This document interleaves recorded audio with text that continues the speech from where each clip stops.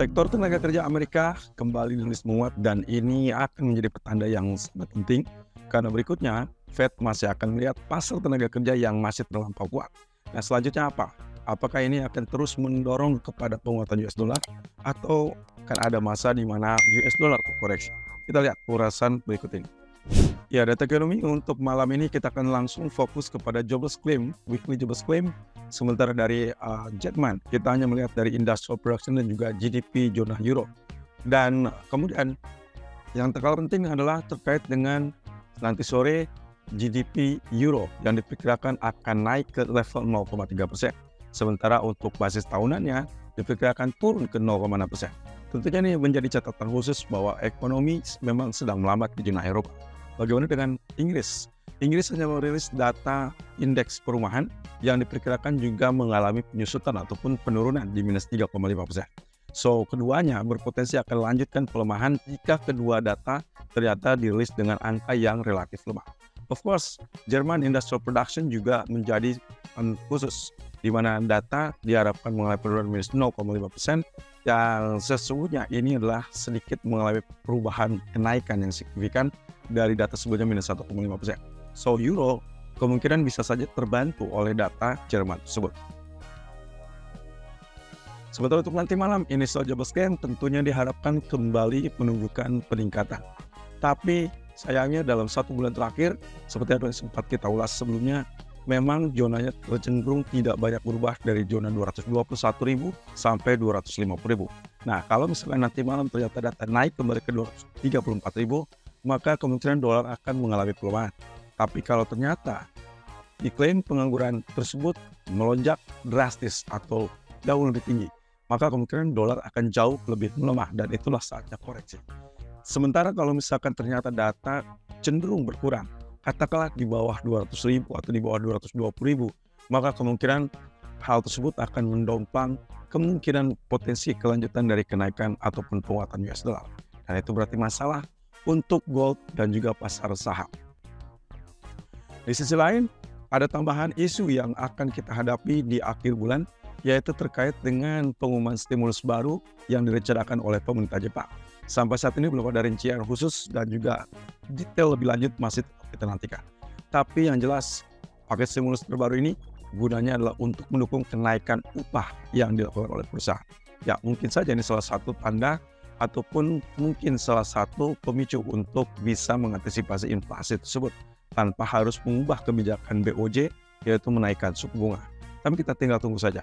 Sejauh ini pergerakan mengalami penurunan untuk USD Japanese Yen, tapi apakah dia mampu untuk terus turun?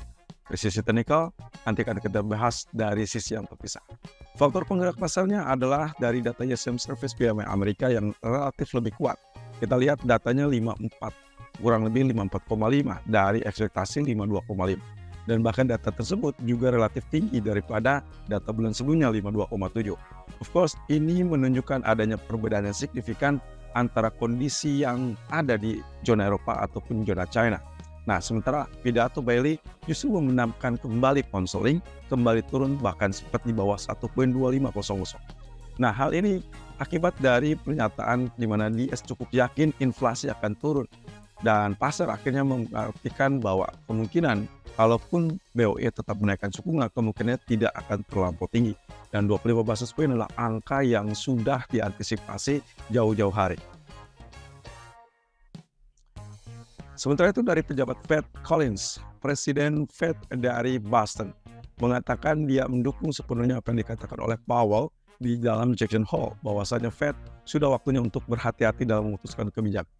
Nah, terkait dengan hal tersebut tentunya berkaitan dengan data ekonomi yang relatif melunak ataupun melambat. Tapi Collins cukup yakin bahwa perlambatan tersebut kemungkinan akan terjadi sampai akhir tahun, tapi belum saatnya untuk melakukan penghentian ataupun pemangkasan suku bunga.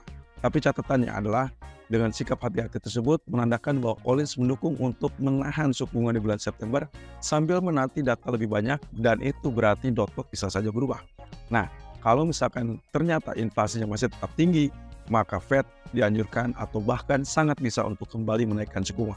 Nah, fokus utama untuk sampai saat ini adalah apakah Fed akan menambahkan season untuk kenaikan suku bunga tersebut. Karena sampai saat ini, dot plot bulan Juni masih tersisa 1 kali kenaikan.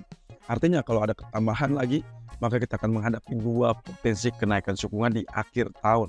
Tapi kalau tidak ada pertambahan, maka kita masih cuman fokus di satu kenaikan saja.